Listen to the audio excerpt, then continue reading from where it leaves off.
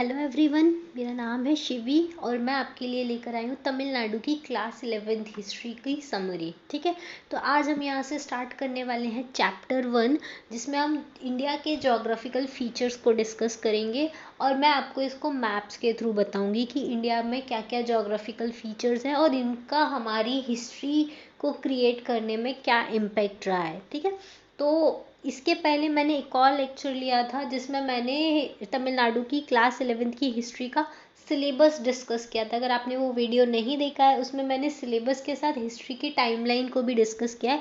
अगर आप वो देखना चाहते हैं तो आप वो भी देख सकते हैं। और हम यहाँ से चैप्टर 1 स्टार्ट करेंगे। ठीक है, तो इस बुक के अकॉर्डिंग हम इंडिया की जो हिस्ट्री होती है उसको दो तरीके से स्टडी करते हैं। पहला है क्रोनोलॉजी के बेसिस पे, ठीक है। दूसरा है हमारा ज्योग्राफी के बेसिस पे। क्रोनोलॉजी क्या होता है, जो टाइमलाइन हमारी की स्टोन एज कैसे आई थी, स्टोन एज के बाद कौन सी एज आई थी, तो इंडस वैली आई। इंडस वैली के बाद क्या स्टार्ट हुआ था, तो वैदिक कल्चर। वैदिक कल्चर के बाद क्या डेवलपमेंट हुआ था, तो महाजनपद। महाजनपद के बाद कौन आया था, तो मौर्याज। ये क्या होता है, क्रोनोलॉजिकल ऑर्डर, मतलब कैसे ईयर वाइज चीज़ें चलती है, वो क्रोनोलॉजी होता है। दूसरी चीज़ होती है ज्योग्राफी, मतलब इंडिया की ज्योग्राफी कैसी है। हिमालय माउंटेन्स हैं तो उनका क्या रोल है, नॉर्थ वेस्ट फ्रंटियर है उसका क्या रोल है, साउथ में पूरा डेक्कन प्लेट्यू है उसका क्या रोल है, रिवर्स का क्या रोल है। ये सारी चीज़ें हमारी ज्योग्राफिकल इम्पैक्ट ज्योग्राफी बताती है। ठीक है, इंडिया एक सब कॉन्टिनेंट है, मतलब सब कॉन्टिनेंट मतलब कॉन्टिनेंट जितना बड़ा नहीं है, लेकिन एक कंट्री जितना छोटा भी नहीं है, एक सब कॉन्टिनेंट की तरह है। और इंडिया के सब कॉन्टिनेंट में सिर्फ इंडिया नहीं आता है, इंडिया के साथ पाकिस्तान भी है, नेपाल भी है, भूटान भी है, बांग्लादेश भी है, म्यांमार भी है। इन सबको मिला के हमारा इंडियन सब कॉन्टिनेंट बनता है। और इंडियन सब कॉन्टिनेंट के अंदर बहुत सारे जोग्राफिकल फीचर है जिनको 3 मेजर पोर्शन में डिवाइड किया गया है। आपको थोड़ा सा जूम कर देती हूँ, इफ़ यू कैन सी। देखिए, ये हमारा हिमालयन माउंटेन्स में डिवाइड किया, इंडो गैंगेटिक प्लेन्स में और सदर्न पेनिनसुला में डिवाइड किया गया है। इसके अलावा 5 कंट्री हैं इस सब कॉन्टिनेंट में, वो है इंडिया, पाकिस्तान, बांग्लादेश, नेपाल एंड भूटान। ठीक है, और इन सब में सबसे जो लार्जेस्ट है वो कौन सी है, हमारी इंडिया। ठीक है, अब इंडिया में इस बुक में ये एक्चुअली 2020 का नहीं अपलोडेड है, लेकिन इस बुक के अकॉर्डिंग 28 स्टेट्स हैं। लेकिन अभी भी हमारी इंडिया में कितने स्टेट्स हैं, 28 ही स्टेट्स हैं, लेकिन 9 यूटीज़ हैं। ठीक है, 9 यूटीज़ क्यों है, क्योंकि जम्मू कश्मीर जो पहले एक स्टेट हुआ करता था उसको अब 2 यूटीज़ में कन्वर्ट कर दिया गया, जम्मू कश्मीर प्लस लेह। ठीक है, या लद्दाख। तो ऐसे 9 यूटीज़ हो गए और 28 स्टेट्स हैं टोटल। ठीक है, चलो हम इसके बाद हम पढ़ेंगे हिमालयन माउंटेन्स के बारे में।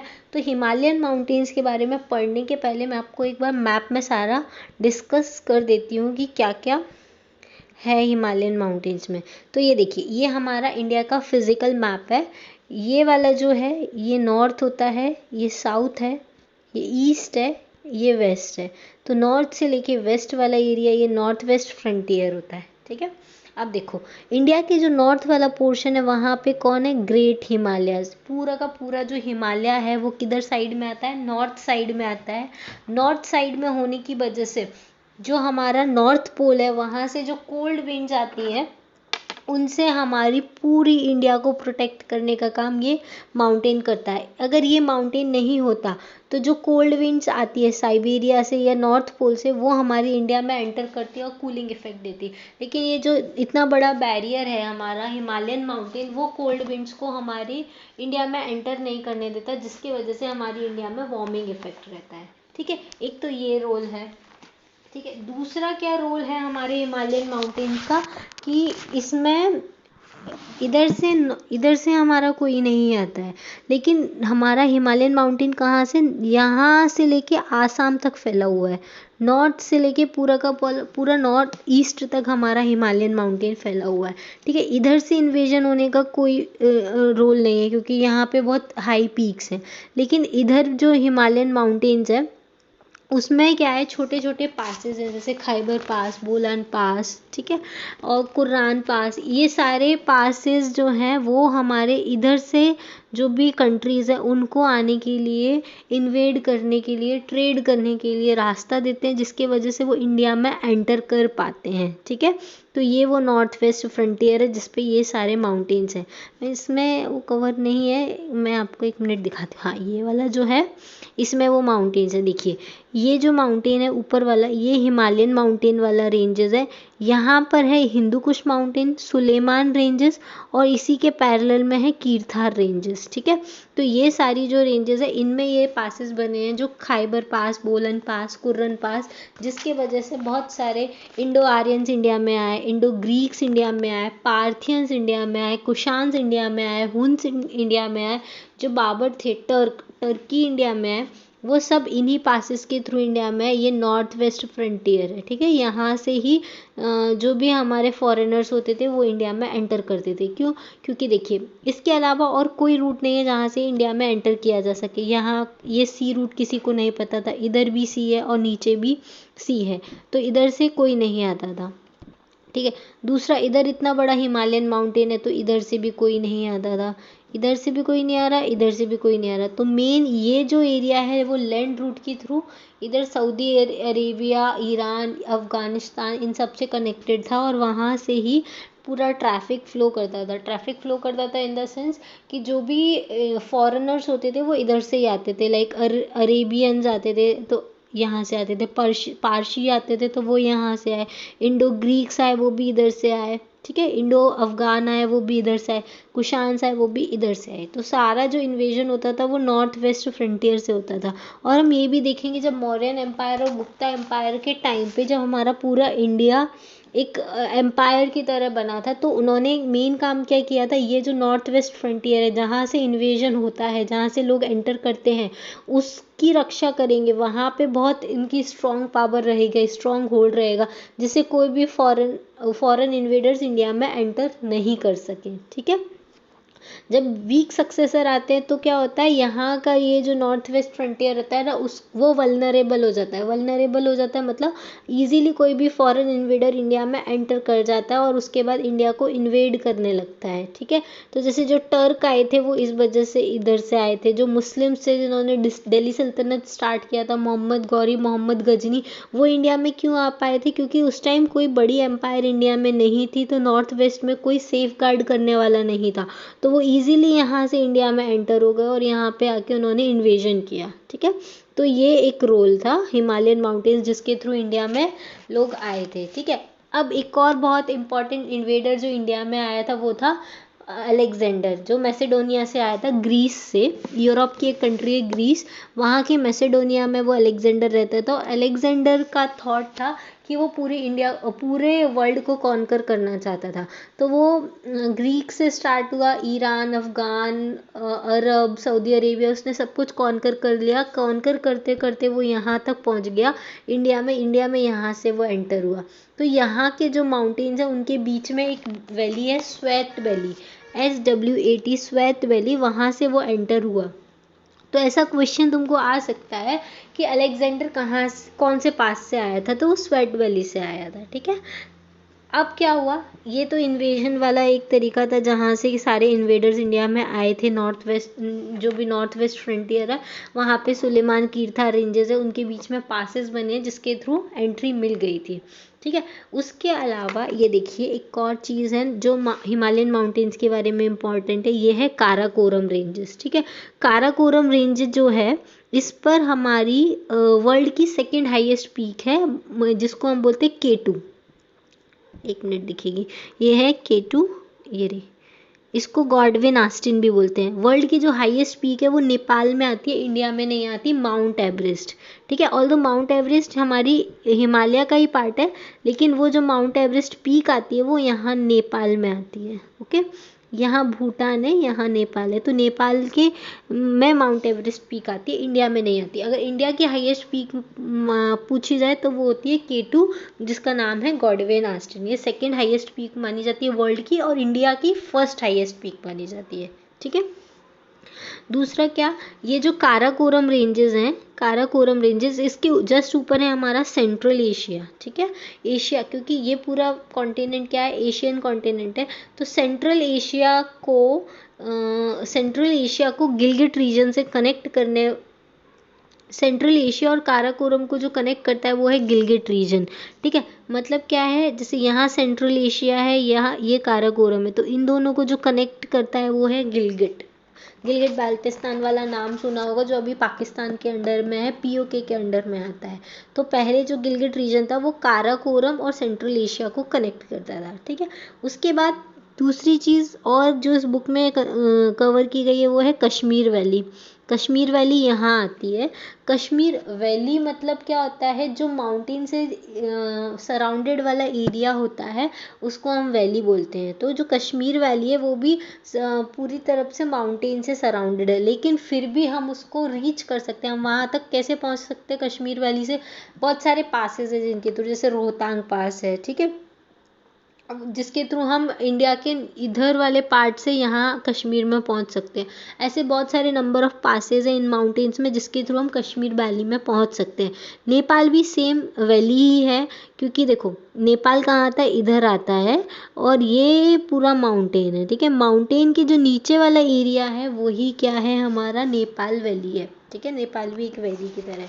अब जो ये वैली होती है ना, उनका कस्टम और ट्रेडिशन एकदम यूनिक होता है, क्योंकि वो एकदम आइसोलेटेड रहती हैं बाकी अलग अदर पार्ट से। तो जो कश्मीर का ट्रेडिशन तुम लोग जानते हो, बहुत फेमस है, कश्मीर का ट्रेडिशन एकदम अलग है। अब जो हिमालय है हमारा, हिमालय यहाँ से लेके आसाम तक फैला हुआ है। इसमें बहुत हम इम्पॉर्टेंट चीज़ दे रखी है, नॉर्थ ईस्ट में भी वो हिमालय कहाँ तक है, आसाम तक है, ठीक है। अच्छा, अब इसमें कौन कौन सी रेंजेस इन्होंने इसमें है, एक मिनट, कौन से मैप में, हाँ ये रही, देखो ये जो नॉर्थ ईस्ट हिमालय है हमारा, ये वाला पार्ट हिमालय का, इधर बहुत सारे माउंटेन्स है, जैसे देखो कौन कौन सी, नागा हिल्स है, पटकाई बूम है, ठीक है, ये सारे इंपॉर्टेंट माउंटेन्स हैं। फिर गारो, खासी, जैंतिया, ये भी हिल्स है, लेकिन ये हिमालय का पार्ट नहीं है, अलग से हिल्स है जो मेघालय में पाई जाती है, ठीक है।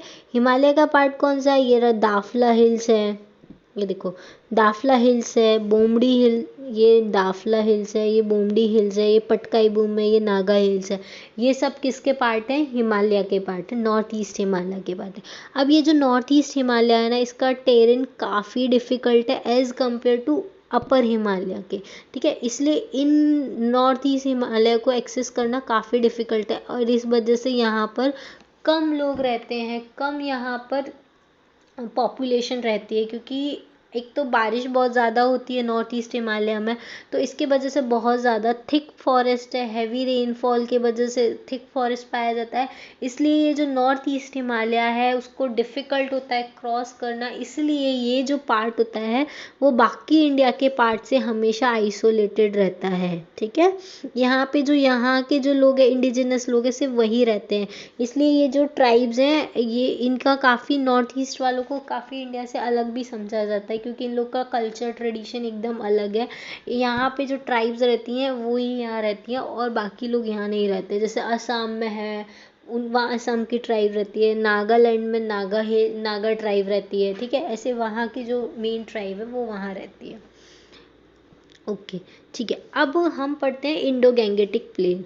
इंडो गैंगेटिक प्लेन कहाँ आता है, देखिए मैं आपको बताती हूँ। ये अब देखो, इंडो गैंगेटिक प्लेन में ये हमारी एक इंडस रिवर है, ठीक है, दूसरी ये हमारी एक गंगा रिवर है, और ये एक ब्रह्मपुत्र रिवर है। इन तीनों रिवर से मिलके जो प्लेन बना हुआ है उसको हम बोलते हैं इंडो गैंगेटिक प्लेन। और जहाँ पर भी रिवर फ्लो होती है वहाँ के आसपास की जो सॉइल होती है वो बहुत फर्टाइल होती है, क्योंकि वो एल्यूवियल सॉइल होती है जो रिवर के साथ आए हुए सेडिमेंट से बनती है, तो वो काफ़ी फ्रेश सॉइल होती है, और इसकी वजह से उसकी फर्टिलिटी काफ़ी ज़्यादा अच्छी होती है, जिससे एग्रीकल्चर अच्छा होता है। इसलिए जो भी हमारी सिविलाइजेशन ग्रो होती है वो रिवर के अक्रॉस ग्रो होती है। तो जो सबसे पहली हमारी सिविलाइजेशन बनी थी, इंडस वैली सिविलाइजेशन, वो इंडस रिवर में बनी थी। इंडस वैली सिविलाइजेशन थी 2500 से लेकर 1750 के बीच में। उसके बाद जो दूसरी सिविलाइजेशन बनी है वो है हमारी इधर ये गंगा वैली के पास में। अब देखो इंडस यहाँ पर है, गंगा यहाँ पर है। इंडस में सब कुछ डेवलप्ड था, उसके 1750 में इंडस सिविलाइजेशन ख़त्म हो गई। उसके बाद जो नए लोग मिले वो 1500 BC में मिले, वो यहाँ मिले गंगा वैली में, ठीक है। लेकिन वो इतने डेवलप्ड नहीं थे, वो वापस से हर्डर और नोमैडिक थे, मतलब वो सिर्फ हंटिंग गैदरिंग करते थे, एकदम इनिशियल लेवल पे जैसा स्टोन एज में मैन था वैसा मिला। फिर धीरे धीरे उन लोगों ने डेवलप किया, वैदिक कल्चर स्टार्ट हुआ, अर्ली वैदिक, फिर लेटर वैदिक, उसके बाद फिर महाजनपदास बने, उसके बाद उन लोगों ने ग्रो करना स्टार्ट किया, ठीक है। तो किसी को नहीं पता कि इंडस के लोग कहाँ गए, वो वैली में जो सिविलाइजेशन थी वो ग्रो हुई तो वापस वो लोग कहाँ गए, और उसके बाद यहाँ पर जो मिले वो इतने अंडर डेवलप्ड कैसे थे। ये सब हिस्ट्री में किसी को नहीं पता, हिस्टोरियंस को भी नहीं पता। जैसे जैसे और एविडेंस मिलेंगे वो क्लियर होता चला जाएगा, ठीक है। अब हमको क्या देखना है कि ये जो इंडस रिवर, गंगा रिवर, ये ब्रह्मपुत्र रिवर, ये जो रिवर वैली है ये काफ़ी फर्टाइल है। इस वजह से हमारी अभी वाली जो सिविलाइजेशन है, मतलब गंगा वैली के पास वाली जो सिविलाइजेशन है, इसलिए हम बोलते हैं UP Bihar highly populated state है। क्यों हाईली पॉपुलेटेड है? क्योंकि यहाँ की सॉइल बहुत फर्टाइल है, और फर्टाइल होने की वजह से एग्रीकल्चर अच्छा होता है। एग्रीकल्चर में ही हमारी इंडिया की ज़्यादा पॉपुलेशन रहती है, इसीलिए इस एरिया में हमारी ज़्यादा पॉपुलेशन रहती है, यूपी और बिहार वाले एरिया में, ठीक है। अब ये जो इंडस रिवर और गंगा रिवर, इन दोनों को जो कनेक्ट करता है ये वाला एरिया, यहाँ पर आता है हमारा ग्रेट इंडियन डेजर्ट, या हम जिसको बोलते हैं थार डेजर्ट, ठीक है। थार डेजर्ट आता है, और यहीं आती है अरावली रेंजेस, जिसकी हाईएस्ट पीक है माउंट आबू, ठीक है। अरावली रेंजेस में ही हमारी अरावली की हाईएस्ट पीक है माउंट आबू, ठीक है। उसके बाद गंगा, ये इंडस के वाली चीज़ है। अब देखो इंडस जो रिवर है उसकी 5 ट्रिब्यूटरीज हैं जो एक स्टेट से निकलती हैं, जिसको हम बोलते हैं पंजाब। पंजाब मतलब 5 रिवर का जो एरिया है उसको हम बोलते हैं पंजाब। कौन कौन सी 5 रिवर जहाँ वहाँ से फ्लो होती हैं? झेलम, चिनाब, रावी, सतलज और इंडस, ठीक है। ये सारी 5 रिवर है, ये पंजाब से फ्लो होती है, इसलिए उसका नाम पंजाब है। अब गंगा कहाँ से निकलती है?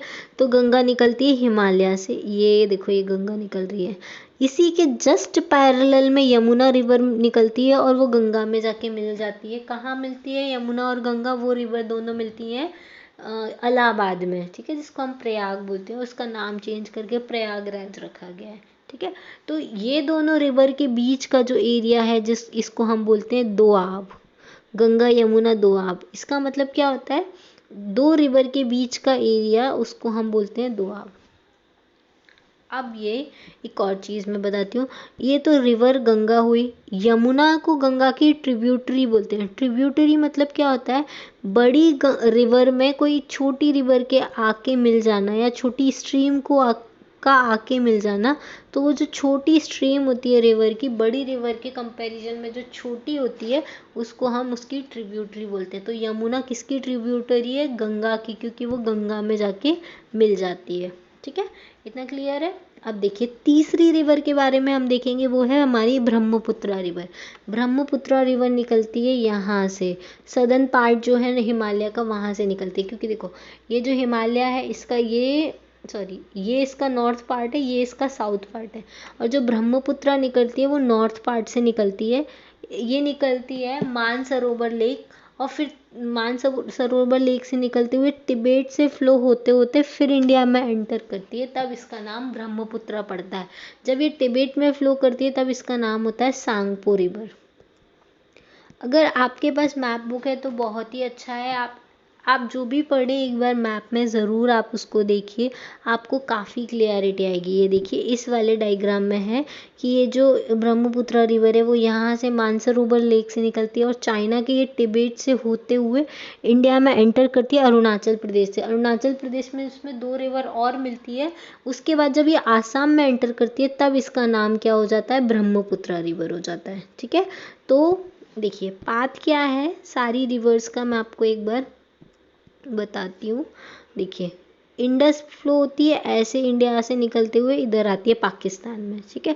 गंगा फ्लो होती है इधर से निकलते हुए बांग्लादेश होते हुए बे ऑफ बंगाल में मिल जाती है। ब्रह्मपुत्रा भी यहीं से निकलती है मानसरोवर लेक से, और ये नॉर्थ ईस्ट में एंटर होती है आसाम से, और फिर गंगा में मिलती है, फिर हमारी इंडिया में बांग्लादेश से होते हुए बे ऑफ बंगाल में मर्ज हो जाती है। ठीक है, तो ये 3 रिवर है जो इंडो गैंगेटिक सिस्टम बनाती हैं। ठीक है, अब इनका क्या रोल होता है, इनका क्या रोल है मैं वो बताऊँ। अब ये तो इसकी ज्योग्राफी हो गई। अब हिस्ट्री क्या है, देखो सबसे बड़ी हिस्ट्री तो है इंडस रिवर की। इंडस रिवर के अक्रॉस हमारा पूरा हड़प्पन कल्चर बना हुआ है। ठीक है, जो हमारी गंगा रिवर है इसके अक्रॉस हमारा पूरा वैदिक कल्चर बना हुआ है। ठीक है, गंगा रिवर क्यों इम्पॉर्टेंट है, क्योंकि गंगा यमुना की ये बहुत फर्टाइल प्लेन है, तो जब वैदिक कल्चर डेवलप होता है वो पूरा गंगा यमुना दोआब में ही हुआ है। ठीक है, तो ये जो बनारस, इलाहाबाद, आगरा, पाटलिपुत्रा जो मौर्य की कैपिटल थी, पाटलिपुत्रा कहाँ पर आती है, यहाँ आती है। देखो एक सेकंड में बताती हूँ, सॉरी। ये देखिए ये गंगा इधर से आ रही है, गंगा के साथ ये सोन रिवर यहाँ मिल रही है। गंगा और सोन रिवर जिस पॉइंट पर मिलती है वहाँ पर जो सिटी है वो है पाटलिपुत्रा। और पाटलिपुत्रा किसकी कैपिटल रही है, मौर्यास की कैपिटल रही है, गुप्ता की कैपिटल रही है, शुंगास की कैपिटल रही है। क्योंकि ये एकदम मिड पॉइंट है इसलिए ये बहुत सारी डायनास्टीज की कैपिटल रही है। ठीक है, तो ये क्वेश्चन बनता है यहाँ पे कि पाटलिपुत्रा किन 2 रिवर्स के जॉइंट पॉइंट पर है, तो गंगा और सोन रिवर के जॉइंट पॉइंट पे, जो गंगा और सोन रिवर के कॉन्फ्लुएंस पे कौन आता है, हमारा पाटलिपुत्रा सिटी इस्टेब्लिश है। ठीक है, अब और जो गंगा वैली है उसमें और कौन सी इंपॉर्टेंट सिटी है, वो है हमारी दिल्ली जो यमुना रिवर के पास में आती है। दिल्ली में सबसे ज़्यादा डिसीजर बैटल फाउट हुई हैं। कौन कौन सी, जैसे battle of Kurukshetra, battle of Tarain, battle of Panipat, ये सारी जो डिसीजर बैटल है वो कहाँ पर फाउट हुई है, दिल्ली और उसके आसपास वाले एरिया में। दिल्ली कहाँ आता है, इधर आता है। ठीक है, इधर वाले एरिया में, दिल्ली हरियाणा वाले एरिया में बहुत ज़्यादा बैटल फाउट हुई है। क्यों क्यों क्यों यहाँ पर ही बैटल फाउट हुई है, क्योंकि फॉरेन इन्वेडर्स यहाँ आते थे। यहाँ की ये जो एरिया है इसकी फर्टिलिटी बहुत अच्छी थी, इसके वजह से यहाँ वेल्थ अच्छा है, इसलिए जो भी फॉरेनर्स होते थे वो मेनली इन्वेड करने के लिए आते थे। तो वो किस जगह को इन्वेड करेंगे, जहाँ की वेल्थ अच्छी होगी। इसलिए तुमने देखा होगा जब दिल्ली सल्तनत बनती है तो दिल्ली सुल्तान्स की कैपिटल क्या होती है, दिल्ली होती है। ठीक है, दिल्ली के बाद जब मुगल्स आते हैं तो मुगल्स की कैपिटल भी दिल्ली होती है। वो आगरा कब शिफ्ट होती है, अकबर के टाइम पे। ठीक है, तो ये सारी चीज़ें इसलिए दिल्ली फेमस है। ठीक है, ओके। अब इसके बाद हम देखेंगे कि उस टाइम पर जब ये Ganga valley civilisation, Indus valley civilisation grow हो रही थी, तब कोई भी हमारे यहाँ पे रेलवे नेटवर्क या रोड नेटवर्क नहीं था। तो जो भी कम्युनिकेशन और ट्रेड होता था वो इन रिवर्स के थ्रू होता था। कैसे होता था, ये रिवर्स जो होती थी उनके थ्रू बोट से लोग ट्रैवल किया करते थे, कम्युनिकेट किया करते थे, गुड्स को ले जाया लाया करते थे, रिवर्स के थ्रू इजी होता था। क्योंकि रोड कंस्ट्रक्शन बहुत टफ होता था, लोगों के पास इतनी टेक्निक्स नहीं थी उस टाइम पे। ठीक है, तो ये एक रीज़न था कि रिवर्स का काफ़ी ज़्यादा इम्पोर्टेंस था। उसके अलावा एग्रीकल्चर में इरिगेशन के लिए भी रिवर्स का इम्पोर्टेंस है। तो इस वजह से हमारे यहाँ पे जो सिविलाइजेशन बनी है गंगा वैली या इंडस वैली, वो सारी रिवर के अक्रॉस बनी है। और रिवर काफ़ी इम्पोर्टेंट रोल प्ले किया हमारी हिस्ट्री को डेवलप करने में, हमारी सिविलाइजेशन को डेवलप करने में। ठीक है, तो ये 2 पार्ट हम लोगों ने कवर कर लिए। एक हमारा हिमालयन माउंटेन्स के बारे में, दूसरा हो गया हमारा इंडो गैंगेटिक प्लेन में। ठीक है, इसको आप बुक से पढ़ेंगे ना, मैंने आपको वर्ड टू वर्ड कवर किया है, आप एक बार बुक रीड कीजिएगा, आपको सारा कुछ समझ में आ जाएगा कि कहाँ पे हिमालयन माउंटेन्स है, कहाँ पे काराकोरम रेंजेस है, उनका क्या इंपॉर्टेंस है। फिर Hindu Kush mountains, Suleman ranges, कीर्था ranges, मैंने आपको बताया वो पासिस की तरह बिहेव करते थे फॉरेन इन्वेडर्स वहाँ से आते थे। फिर हमारी Indus valley, Ganga valley, Brahmaputra valley, इन सब में क्या हुआ, हमारी सिविलाइजेशन डेवलप हुई है। ठीक है, ये फर्टाइल प्लेन होते थे जहाँ पे एग्रीकल्चर अच्छा होता था, इसलिए सिविलाइजेशन जो भी थी वो यहाँ पर डेवलप हुई है। ठीक है, अब तीसरा इम्पॉर्टेंट चीज़ हम जो पढ़ने वाले हैं वो है हमारा ये वाला पोर्शन, ये सदर्न पेनिनसुला। ठीक है, साउथर्न पेनिनसुला में क्या क्या चीज़ है, एक तो है हमारा डेक्कन प्लेटू, दूसरा, अच्छा मैंने ये बताया था ये ईस्ट वाला पोर्शन है, ये वेस्ट है, ऊपर नॉर्थ है, नीचे साउथ है। तो ये वाले जो घाट हैं वो कौन से हैं? ईस्टर्न घाट्स हैं। ये वाले जो घाट हैं वो वेस्टर्न घाट है। और ईस्टर्न घाट और वेस्टर्न घाट जिस पॉइंट पर मिलते हैं उसको हम बोलते हैं नीलगिरी हिल्स। ठीक है, ये लिखा हुआ है इफ़ यू सी, ये है नीलगिरी हिल्स। यहाँ पर ही ईस्टर्न घाट और वेस्टर्न घाट मीट करते हैं। ठीक है, अब जो वेस्टर्न घाट है वो एकदम बहुत कंटिन्यूस रेंजेस है, लेकिन जो ईस्टर्न घाट है ना वो ब्रेक्ड है। मतलब उसमें छोटे छोटे नहीं, मतलब काफ़ी बड़े बड़े गैप हैं। उन गैप की वजह से ही क्या है, इधर से वेस्टर्न घाट से जो रिवर्स निकलती हैं वो ईस्टर्न घाट्स में ईस्टर्न साइड में फ्लो होकर बे ऑफ बंगाल में निकलती हैं। बहुत सारी इंपॉर्टेंट रिवर हैं जो सदर्न इंडिया में फ्लो करती हैं, जैसे ये देखो, एक तो है हमारी गोदावरी रिवर, ये इधर। सारी रिवर हमेशा वेस्ट टू ईस्ट फ्लो कर रही हैं, लेकिन सिर्फ 2 रिवर हैं जो ईस्ट टू वेस्ट फ्लो कर रही हैं। ठीक है, ऐसा क्वेश्चन भी पूछा जाता है कि सदर्न पेनिनसुला की ऐसी कौन सी 2 रिवर हैं जो वेस्ट साइड में फ्लो कर रही हैं? तो वो रिवर है नर्मदा और तापी। ये दोनों निकलती हैं ईस्ट से और अरेबियन सी में मिल जाती हैं वेस्ट में। लेकिन इसके अलावा जो जितनी भी सदर्न पेनिनसुला की रिवर हैं, चाहे वो महानदी हो, चाहे वो गोदावरी हो, चाहे वो कृष्णा हो, ठीक है, चाहे वो कावेरी हो, ये देख कावेरी, ठीक है, ये सारी रिवर किधर की साइड फ्लो हो रही है? ईस्ट साइड फ्लो हो रही हैं। ओके, देखो इसमें आप और अच्छे से क्लियरली समझ सकें, ये देखिए, ये विंध्यन रेंज है, ये सतपुरा रेंज है। ये विंध्या और सतपुरा के बीच में से हमारी नर्मदा निकलती है और सतपुरा के फुट हिल्स में से हमारी तापी रिवर निकलती है। ये 2 रिवर्स वेस्ट साइड में फ्लो होकर अरेबियन सी में मर्ज हो जाती हैं। बाकी जो रिवर है, महानदी हुई, गोदावरी, कृष्णा, कावेरी, ये सारी रिवर कहाँ जाती हैं? बे ऑफ बंगाल में जाके मिल जाती हैं। ठीक है, अब एक और चीज़ है, ये हमारा नॉर्थ वाला एरिया है, ये हमारा साउथ वाला एरिया है। तो इधर जो विंध्यन रेंजेस हैं, विंध्यन रेंज, ये हमारा नॉर्थ इंडिया और साउथ इंडिया को डिवाइड का काम करती हैं। इसके ऊपर वाला जो इंडिया है वो नॉर्थ इंडिया है, इसके जो नीचे वाला पोर्शन है वो हमारा साउथर्न इंडिया है। ठीक है, तो विंध्या और सतपुरा क्या होती है? डिवाइडिंग लाइन है किसके बीच में? नॉर्थ एंड साउथ इंडिया के बीच में। और एक और चीज़, ये जो डेक्कन प्लेट्यू है, डेक्कन प्लेट्यू जो है वो हमारा वॉल्केनिक रॉक से मिलकर बना हुआ है। तो वॉल्केनिक रॉक से मिलकर बना होने के वजह से ये रॉक है वो इजीली कट हो जाती हैं। इसलिए जितनी भी मोनेस्ट्रीज और टेम्पल है, rock cut monastery, rock cut temple, वो हमको साउथर्न इंडिया में मिलते हैं, नॉर्दर्न इंडिया में नहीं मिलते, क्योंकि नॉर्थ की जो रॉक है वो इजीली कट नहीं होती है, लेकिन डेक्कन प्लेट्यू की जो रॉक है वो इजीली कट हो जाती है। इस वजह से rock cut temple, rock cut monasteries हमको किधर मिलते हैं? साउदर्न इंडिया में मिलते हैं। ठीक है, इतना क्लियर है? उसके बाद एक और इम्पॉर्टेंट चीज़ जो इसके ईस्टर्न घाट और वेस्टर्न घाट के बारे में है, वो देखो क्या है। ये जो वेस्टर्न वाला पोर्शन है और ये ईस्टर्न वाला पोर्शन है, इनको कोस्ट में डिवाइड किया है। ये जो गुजरात से लेके गोवा यहाँ पर आता है, गोवा, ये इनके बीच वाला जो एरिया है वो है हमारा कोंकण कोस्ट। ठीक है, फिर गोवा से लेके कर्नाटक वाला जो है वो उसको हम बोलते हैं कनारा कोस्ट। कौन सा कोस्ट बोलते हैं? कनारा कोस्ट। और जो केरल वाला एरिया है, कर्नाटक को केरल, वो है हमारा मालाबार कोस्ट। अगर आप यूपीएससी की प्रिपरेशन कर रहे हो और अगर आप न्यूज़पेपर फॉलो कर रहे हैं तो आपने काफ़ी बार सुना होगा मालाबार एक्सरसाइज के बारे में, जो इंडिया और यूएसए के बीच में होती है, वो इसी कोस्ट पर होती है। ओके, तो वो इसलिए उसका नाम मालाबार एक्सरसाइज है। ओके, और ये जो ईस्टर्न वाला पार्ट है, इस कोस्ट को हम बोलते हैं कोरोमंडल कोस्ट। क्या बोलते हैं? कोरोमंडल कोस्ट। ओके, तो ऐसे ईस्टर्न और वेस्टर्न कोस्ट को डिवाइड किया है। ऊपर गोवा तक जो है वो है कोंकण कोस्ट, गोवा से कर्नाटक के बीच में है कनारा कोस्ट, और नीचे वाली जो है वो मालाबार कोस्ट, और ईस्ट में जो है वो है कोरोमंडल कोस्ट। ठीक है, ये एक इम्पॉर्टेंट चीज़ है ईस्टर्न कोस्ट और वेस्टर्न कोस्ट के बारे में।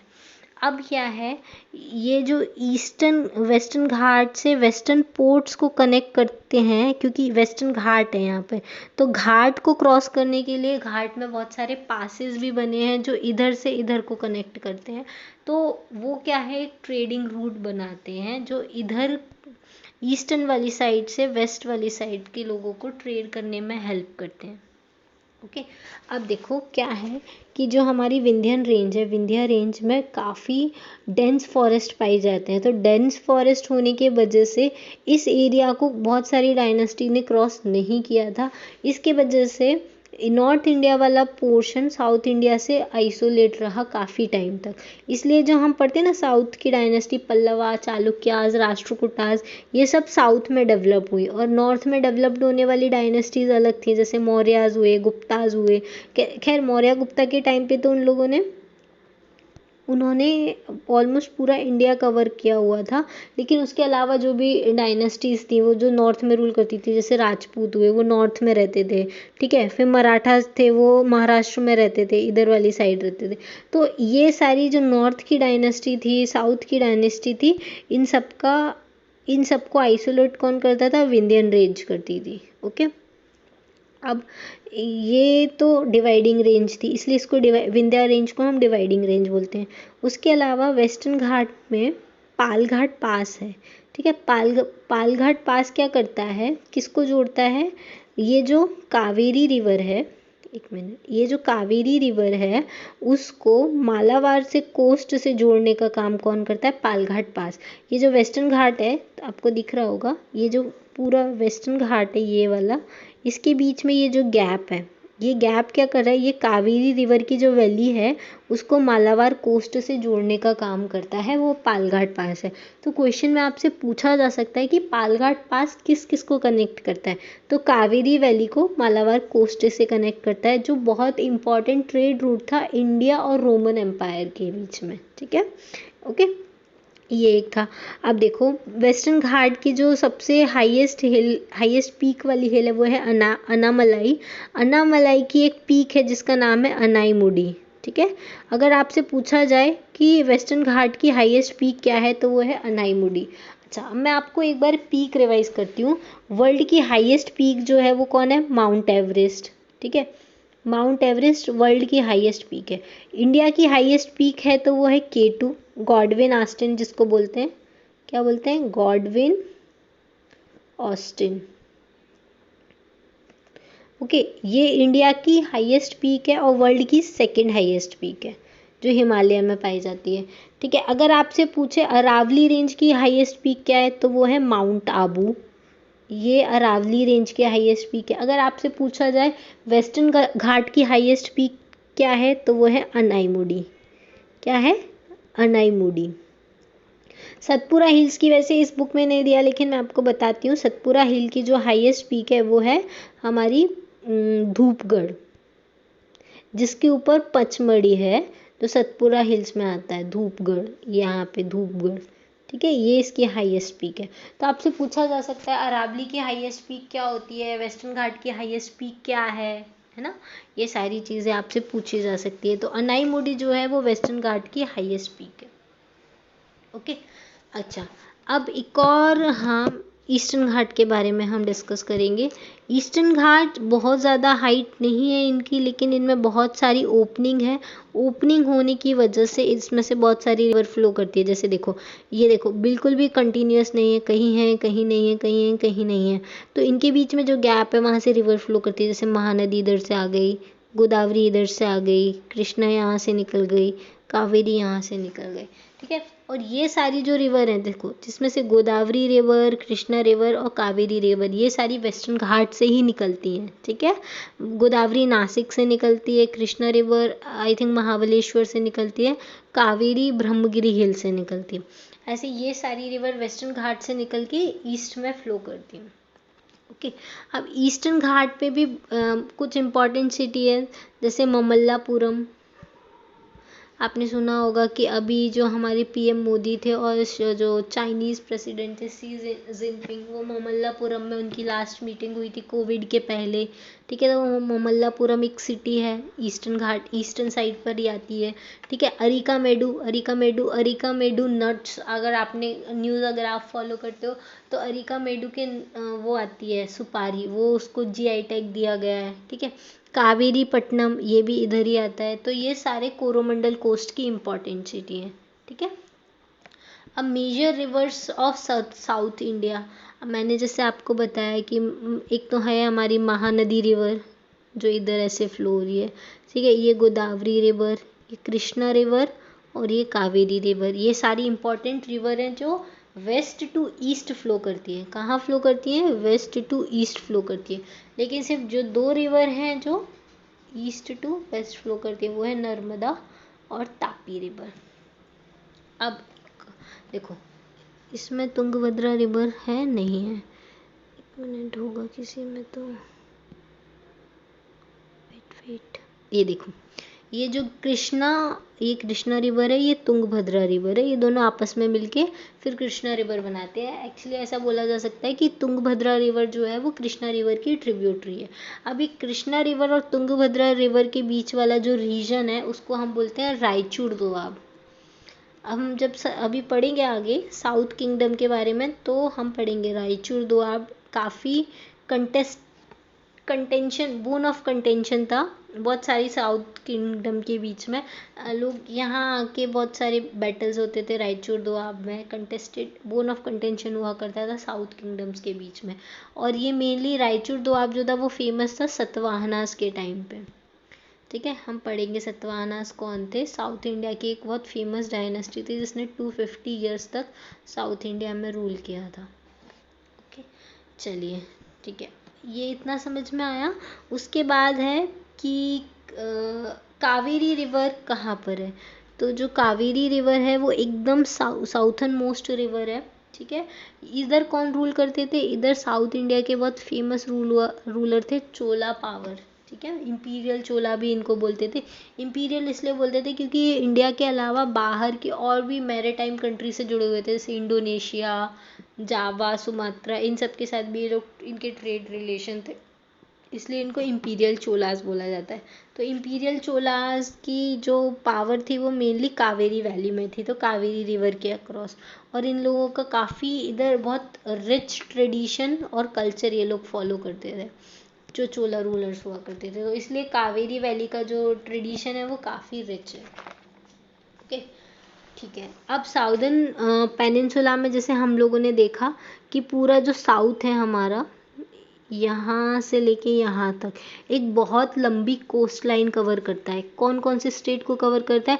गुजरात से लेके वेस्ट बंगाल तक हमारी पूरी की पूरी क्या है, लॉन्गेस्ट कोस्ट लाइन है साउथ इंडिया की, ठीक है। इसकी इतनी बड़ी कोस्ट लाइन है और इसके बाद हम मैरीटाइम एक्टिविटीज़ नहीं करेंगे, ऐसा हो नहीं सकता। तो मैरीटाइम एक्टिविटीज़ के लिए बहुत फेमस था और यहीं से हम लोग ट्रेड भी करते थे आसपास वाले एरिया में, जैसे इधर म्यांमार में, इधर जावा, सुमात्रा और वो सारे आइलैंड्स है वहाँ पर भी करते थे। और इसी से हमारी जो इंडिया थी वो एशियन कंट्रीज से भी कनेक्टेड थी, जैसे श्रीलंका हुआ। फिर इधर आते हैं तो एक्चुअली वर्ल्ड मैप में मैं आपको दिखाऊंगी नेक्स्ट चैप्टर में या कभी भी। तो आप अगर आपके पास हो वर्ल्ड मैप या फिर आप गूगल करके देख सकते हैं, तो यहाँ पे हमारा इंडोनेशिया है, मलेशिया पेनिनसुला है, म्यांमार है। तो इन सब लोगों के साथ भी इन लोगों के ट्रेड रिलेशन होते थे। और साथ में इंडिया का जो कल्चर, यहाँ पे भी काफ़ी इंडियन डायनेस्टीज़ मिलती है, इंडियन लोग मिलते हैं। वो इसलिए मिलते हैं क्योंकि हम लोगों के इन लोगों से काफ़ी अच्छे रिलेशन थे पहले, पुराने टाइम पे भी, अभी भी हैं, पहले भी थे। तो और कमर्शियल कांटेक्ट हुआ करते थे साउथ और ग्रीको रोमन एम्पायर के बीच में, ठीक है। तो ये सारी चीज़ें। अब इतनी डाइवर्सिटी होने के बाद हिमालयन माउंटेन है हमारा नॉर्थ में, इधर इंडस गंगा प्लेन चल रहा है, इधर साउदर्न पेनिनसुला चल रहा है।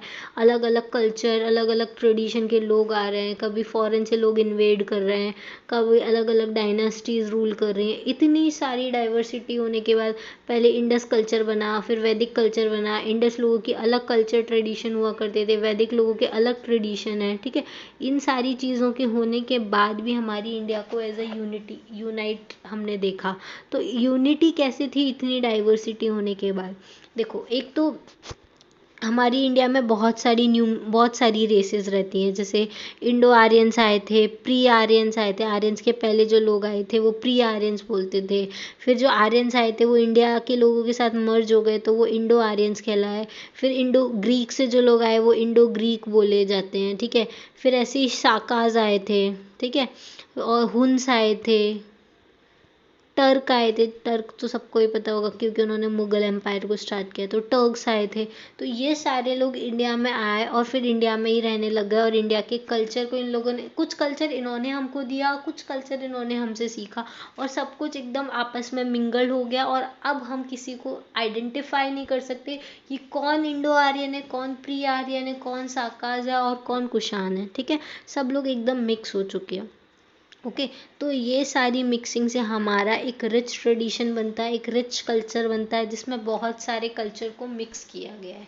ठीक है, और इन सब के बारे में हमको नॉलेज है। जैसे जो हमारे वैदिक टेक्स्ट लिखे गए हैं जो गंगा वैली के टाइम पे, तो उन्होंने प्री आर्यंस के बारे में भी लिखा हुआ है। द्रविडियंस जो साउथ इंडिया में रहते थे उनके बारे में, उनके बारे में लिखा हुआ है। मतलब कि नॉर्थ इंडिया में रह के वो द्रविडियंस के बारे में बोल रहे हैं, मतलब साउथ इंडिया के लोगों के बारे में उन्होंने लिखा हुआ है। सेम जो संगम एज थी, संगम लिटरेचर जो है जो साउथ इंडिया में बने थे, उन्होंने पाली लैंग्वेज के बारे में बताया है, संस्कृत लैंग्वेज के बारे में बताया जो कि नॉर्थ इंडिया की लैंग्वेज थी। पाली लैंग्वेज जो थी वो बुद्धिज्म के थ्रू आई थी। संस्कृत जो थी वो वैदिक टेक्स्ट वो लिखते थे, वो लोग यूज़ करते थे। तो इन सारी लैंग्वेज को संगम एज में भी लिया गया है। ठीक है, तो ये सारी चीज़ें बताती है कि सब कुछ कनेक्टेड था हमारा। ओके, उसके अलावा इतना सोशल कस्टम होने के बाद भी हमारी जो नॉर्मल लाइफ थी, कॉमन लाइफ जो स्टाइल थी वो सबकी कॉमन थी। ठीक है, ये हमारी यूनिटी को शो करता है। दूसरा, एक और चीज़ है कि हमारी इंडिया को भारतवर्ष बोला गया था।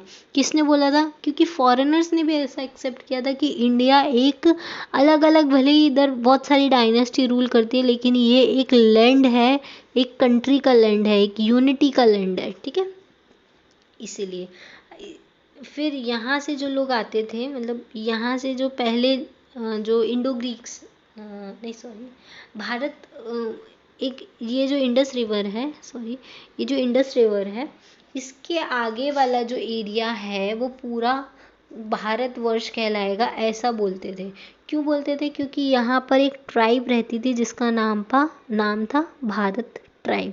और उस ट्राइब के नाम पर ही बोला कि इंडस रिवर के ईस्ट में जितने भी लोग हैं वो कौन है? भारतवर्ष के अंदर आते हैं। ठीक है, ये ऐसे बताया गया था। तो इंडिया का नाम इंडिया क्यों पड़ा? वो इसलिए पड़ा क्योंकि इंडस रिवर को संस्कृत में बोलते हैं सिंधु रिवर। ठीक है, और जो हमारे ईरानियंस होते थे ना, उनको संस्कृत नहीं आती थी तो वो सा प्रोनाउंस नहीं कर पाते थे, तो वो उसको हिंदू बोलते थे, हिंदू। इसी से हमारा जो रिलीजन का नाम है वो हिंदुइज्म पड़ा, क्योंकि वो सिंधु रिवर के जो ईस्ट में जो भी लोग रहते हैं उनको सबको क्या बोलते थे? हिंदू बोलते थे। ठीक है, और इसलिए हिंद जो नाम है वो पर्शिया से आया। पर्शिया और अरेबिक जो होते थे वो हिंद बोलते थे। और इंडिया कौन बोलता था? क्योंकि इंडस रिवर थी तो इंडिया किसने नाम दिया था हमारे को? ग्रीक ने दिया था। ओके, तो क्या क्या नाम दिया था? देखो, जो हिंद जो नाम दिया गया है वो किसने दिया है? पर्शियन ने दिया है। जो पर्शियंस आते थे इंडिया में ट्रेड करने के लिए, इन्वेड करने के लिए। और इंडिया जो नाम दिया हुआ है वो किसने दिया है? ग्रीक ने दिया है।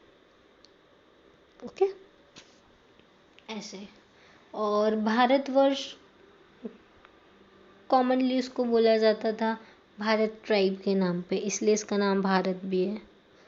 ये सारी चीज़ें हैं। ठीक है, ओके। अब एक और चीज़ है कि अब लैंग्वेजेस, ये तो हो गया नाम कंट्री का।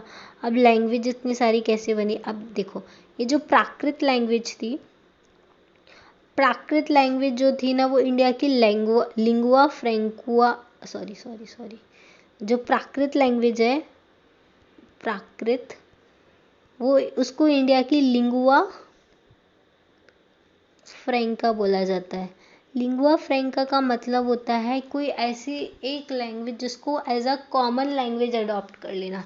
तो प्राकृत लैंग्वेज हमारी पूरी इंडिया की एक कॉमन लैंग्वेज थी।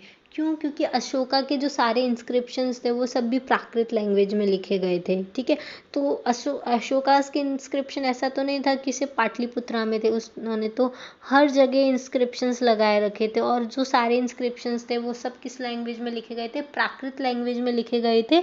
इसका मतलब है कि वहाँ पे जितने लोग थे उनको कोई लैंग्वेज आती हो या नहीं आती हो, कम से कम प्राकृत तो आती है। जैसे इंडिया, जैसे इंग्लिश, फॉर एग्जाम्पल इंग्लिश जो है वो वर्ल्ड की लिंगुआ फ्रेंका है। कैसे? लिंगुआ फ्रैंका, अगर लोगों को कुछ नहीं आता है तो एटलीस्ट वहाँ पे इंग्लिश तो लोगों को आती ही है, क्योंकि ब्रिटेन ने सबको अपनी कॉलोनी बनाया है और ब्रिटेन की ही लैंग्वेज थी इंग्लिश, तो उन्होंने सब जगह ये लैंग्वेज को स्प्रेड किया है, लर्न कराया है, तो इंग्लिश तो सबको आती ही है, तो वो पूरे वर्ल्ड की लिंगुआ फ्रैंका है, मतलब एक कॉमन लैंग्वेज है जिसमें हम किसी से भी बात कर सकते हैं अगर हमको उनकी लैंग्वेज नहीं आती है।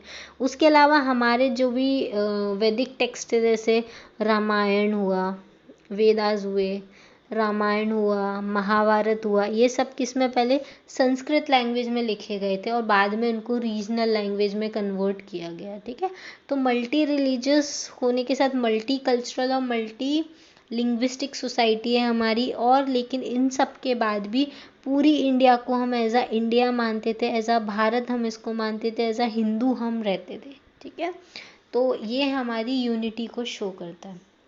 तो ये हमारा फर्स्ट चैप्टर था जिसमें हमने जोग्राफिकल इम्पैक्ट के बारे में पढ़ा कि कैसे हमारी जोग्राफिकल फीचर्स का इम्पैक्ट पड़ा हिस्ट्री में। तो पहला हमने पढ़ा किसके बारे में, हमारा हिमालयन माउंटेन्स के बारे में, और हिमालय से ये हमको बचाता है कोल्ड आर्कटिक विंड से, इसके वजह से इंडिया गर्म रहता है, प्लस यहाँ से बहुत सारे पासेस बने हुए जिसके थ्रू फॉरेन इन्वेडर्स इंडिया में आते थे। दूसरा हमने यहाँ पे पढ़ा इंडो गैंगेटिक प्लेन में, जिसमें 3 रिवर होती है, इंडस, गंगा और ब्रह्मपुत्र, तीनों फर्टाइल प्लेन है, इसके वजह से सिविलाइजेशन यहाँ पर बनी है, स्टार्ट हुई है। ठीक है, तीसरा उसके बाद हम लोगों ने पढ़ा साउथर्न इंडिया के बारे में, जिसमें हमने डेक्कन प्लेट्यू के बारे में पढ़ा, फिर पढ़ा कि जो विंध्या सतपुरा रेंज है वो नॉर्थ और साउथ इंडिया को डिवाइड करती है, फिर वेस्टर्न घाट के बारे में पढ़ा, ईस्टर्न घाट के बारे में पढ़ा, कहाँ से लेके कहाँ तक कोंकण कोस्ट आता है, फिर गोवा से लेके कर्नाटक तक कनारा कोस्ट आता है, फिर केरल वाला एरिया मालाबार कोस्ट कहलाता है, ईस्टर्न घाट वाला जो एरिया है वो हमारा कोरोमंडल कोस्ट कहलाता है। ठीक है, इस सब के बारे में पढ़ा। फिर हमने देखा कि वेस्टर्न घाट कंटिन्यूअस है, ईस्टर्न घाट में ब्रेक है और उन ब्रेक में से ही सारी रिवर्स फ्लो होकर आती हैं, और हमने पढ़ा अधिकतर साउथ की जो रिवर है वो ईस्ट साइड फ्लो करती है, मतलब जो हमारा साउथ इंडिया है उसका स्लोप किस साइड होना चाहिए, ईस्ट साइड होना चाहिए, तभी तो रिवर ईस्ट की साइड फ्लो होकर आएंगी। ओके, और जबकि ये जो नर्मदा और तापी, ये 2 रिवर हैं, वो कहाँ किस साइड फ्लो होती हैं, वेस्ट साइड फ्लो करती हैं। ठीक है, इन सब के बारे में पढ़ा। इतनी डाइवर्सिटी होने के बाद इतने लोग हमारी इंडिया में आए, इन सब के कल्चर हम लोगों ने मिंगल्ड कर लिए, एक साथ सब यूनिटी हो गई, तो ये इंडिया की यूनिटी और यूनिटी एंड डाइवर्सिटी को शो करती है हमारी इंडिया। फिर इंडिया के अलग अलग नाम, जैसे हिंद किसने दिया, तो वो पर्शियंस ने दिया, इंडिया किसने दिया, तो वो ग्रीक ने दिया। ठीक है, इंडिया को एज अ होल क्या बोलते थे, भारत बोलते थे। क्यों बोलते थे, भारत ट्राइब के ऊपर इसका नाम भारतवर्ष पड़ा। ठीक है, तो ये सब चैप्टर 1 में कवर किया है। आप एक बार इस चैप्टर को घर पे पढ़िएगा अपने से, तमिलनाडु की बुक से, तो आपको सारा एक एक चीज़ समझ में आ जाएगा। उसके बाद आप क्वेश्चन भी सॉल्व कर सकते हैं इस चैप्टर के। अगर कोई भी डाउट होता है तो आप मुझसे कमेंट बॉक्स में कमेंट करके पूछ सकते हैं। तो ये हमारा चैप्टर 1 है। इसके बाद हम चैप्टर 2 पढ़ेंगे, जिसमें हम प्री हिस्टोरिक एज के बारे में पढ़ेंगे। ठीक है, और हड़प्पन कल्चर्स के बारे में पढ़ेंगे। ठीक है, thank you for watching, thanks again, thanks a lot for watch.